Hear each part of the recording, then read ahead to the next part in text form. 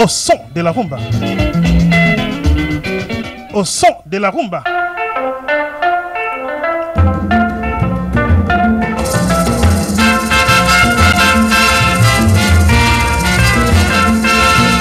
José Zolani sur Fréquence Paris Pluriel 106.3 FM. Elena, oh, Elena ya moke, mama tous les soucis, oh, ina yo kote lingana molema, iba, oh, soucis, on est Tokyo. Oui, bien sûr, on a déjà fait un spectacle ensemble. L'année dernière, oui, exactement. L'exposé, je veux dire, exposé sur la musique africaine. Absolument, et on continue et on essaie toujours de faire connaître la musique africaine ainsi que la culture africaine et la danse africaine. Dans une semaine, on va se retrouver. De nouveau, exactement, et ça sera avec plaisir. Oui. Voilà. Donc, Lambert, j'aimerais bien que tu nous expliques un peu en quoi consiste ton association, en quoi c'est basé et quels sont vos projets pour les mois à venir.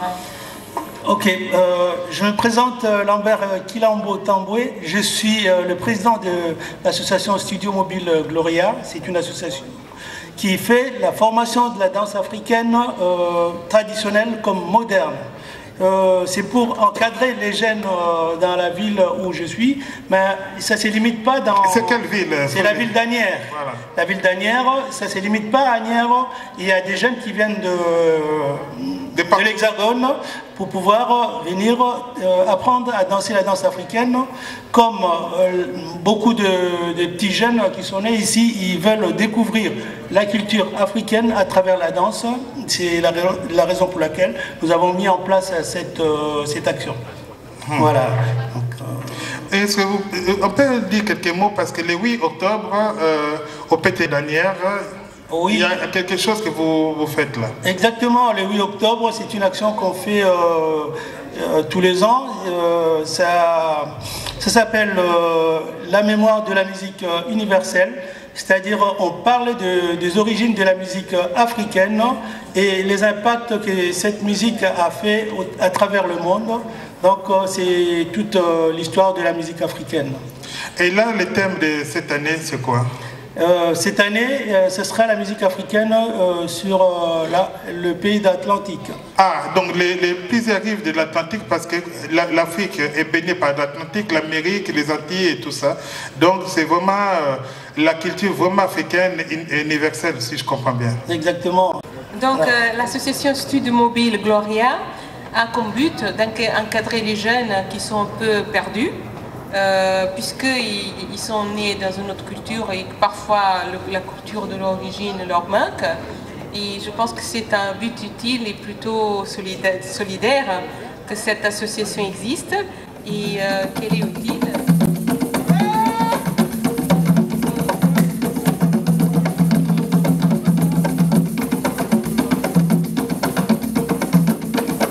La danse Aguaya qui a été reprise quelques années plus tard par les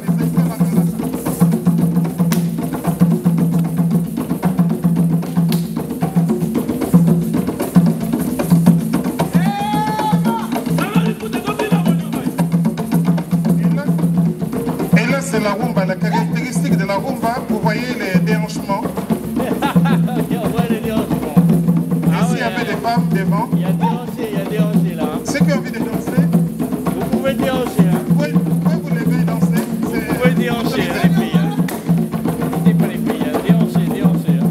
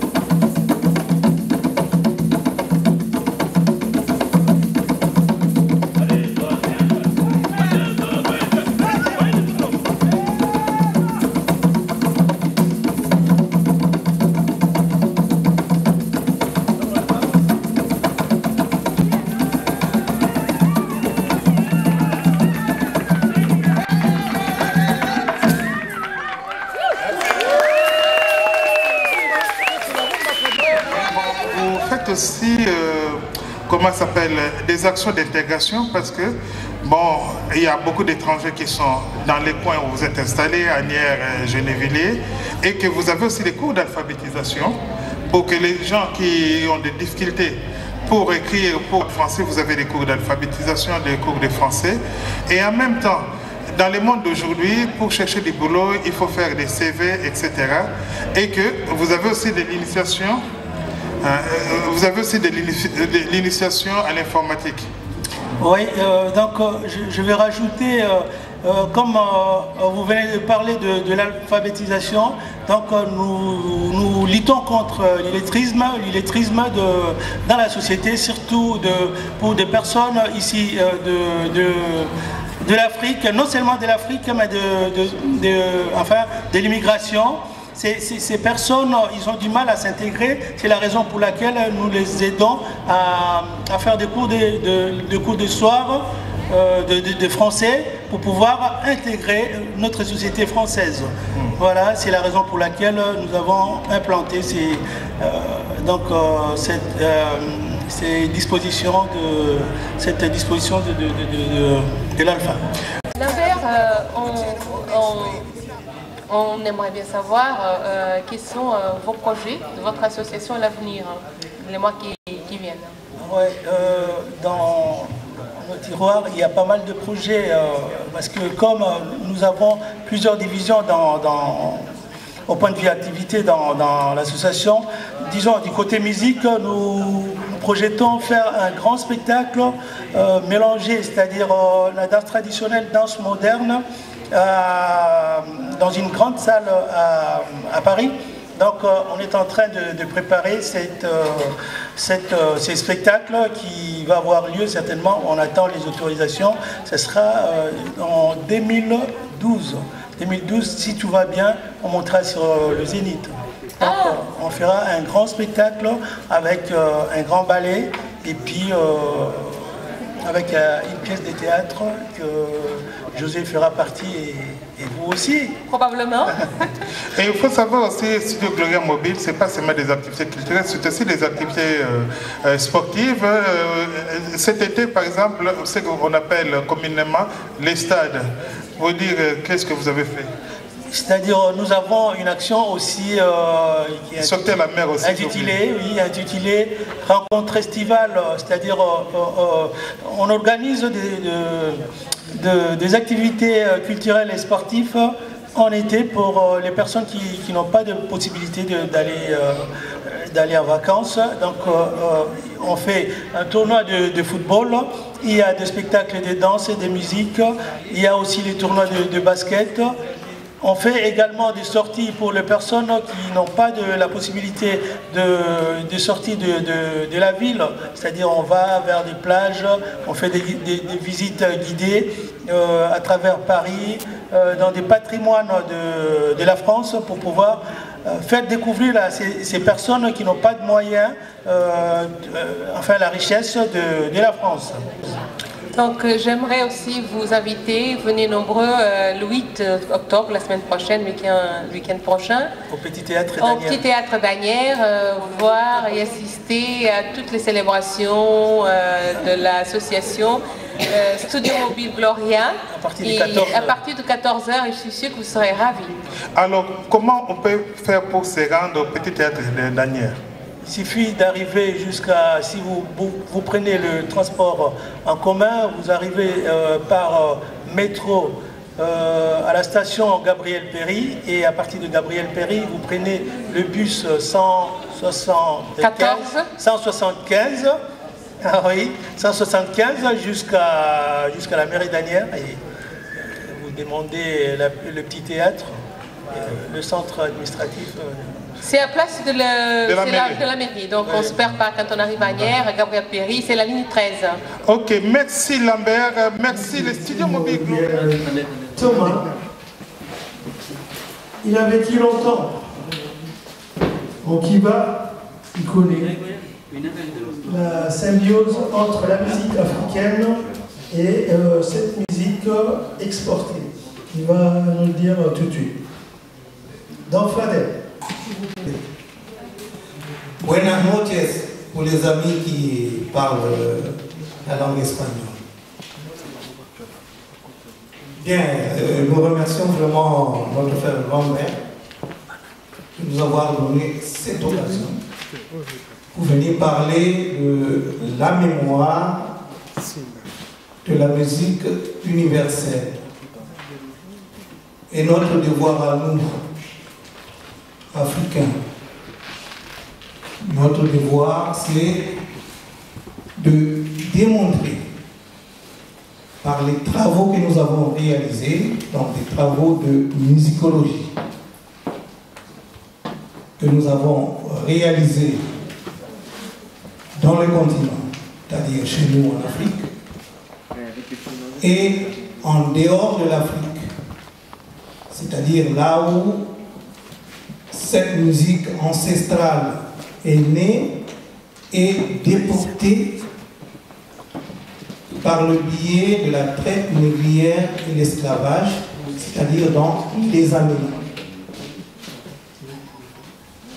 Nous avons donc eu la chance de pouvoir suivre tout ce chemin depuis la terre ancestrale, notre terre africaine, jusque là où cette musique fut déportée. Les Amériques.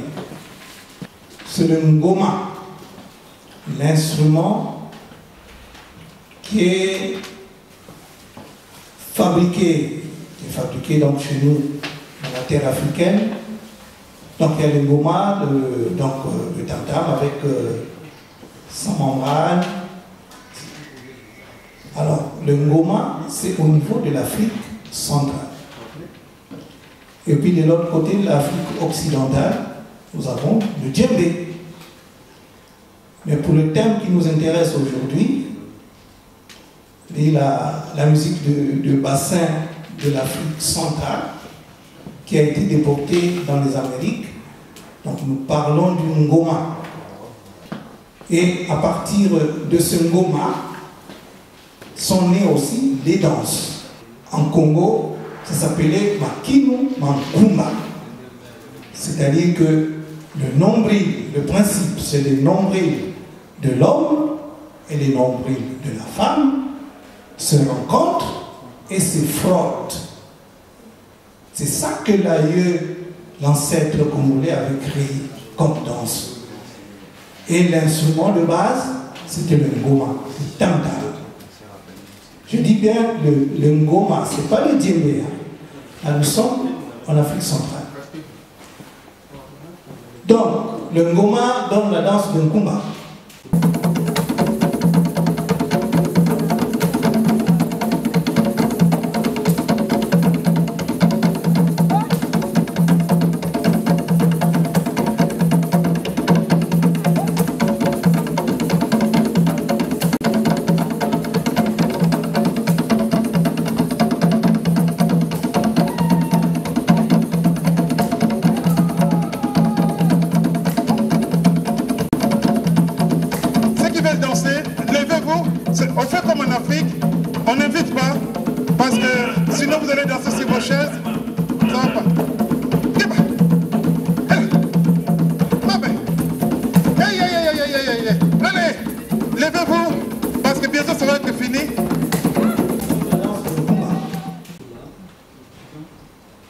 Et cette danse de Nkumba,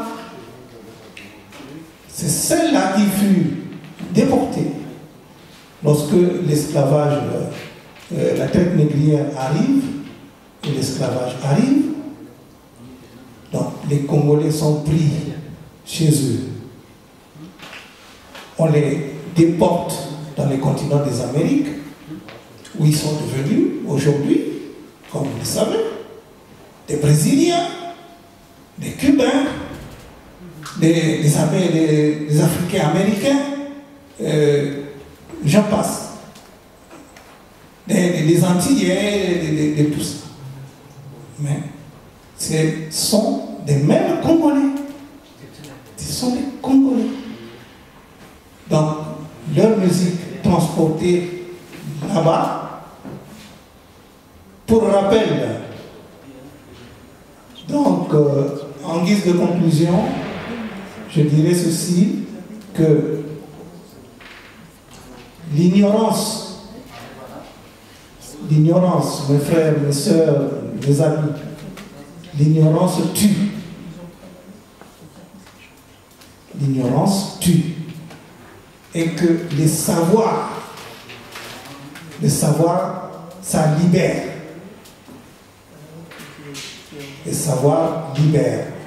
Donc, tout ce que nous venons de dire là, si vous n'avez pas l'information, eh bien, vous restez toujours dans l'ignorance. Quand on vous balance le mot tango, tout de suite vous allez dire, mais c'est la musique des Blancs, c'est la danse des Blancs.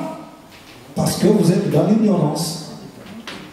Mais si vous venez dans les conférences telles que celle-ci, quand vous apprendrez la vérité, vous allez vous dire, tiens, mais donc, tango là, c'est la danse et la musique de mon ancêtre congolais. Oh là là, donc, c'est ma musique, la musique de mon ancêtre. Je dois être fier du tango, parce que ça vient de ma terre ancestrale. Pour cela que je dis, l'ignorance, ça tue. Mais le savoir, ça libère. Voilà le dernier message que je voulais vous laisser. Je vous remercie. On va l'écouter. Merci, monsieur Don Fadel, alias Don Fadel. Donc, j'en profite de l'occasion pour vous présenter notre maire adjoint, Josiane Fischer, qui est avec nous. Elle est ici, elle est venue nous rendre visite quand même, elle est venue répondre à l'invitation, c'est très gentil de sa part. Donc on peut l'applaudir un tout petit peu. Merci. Okay.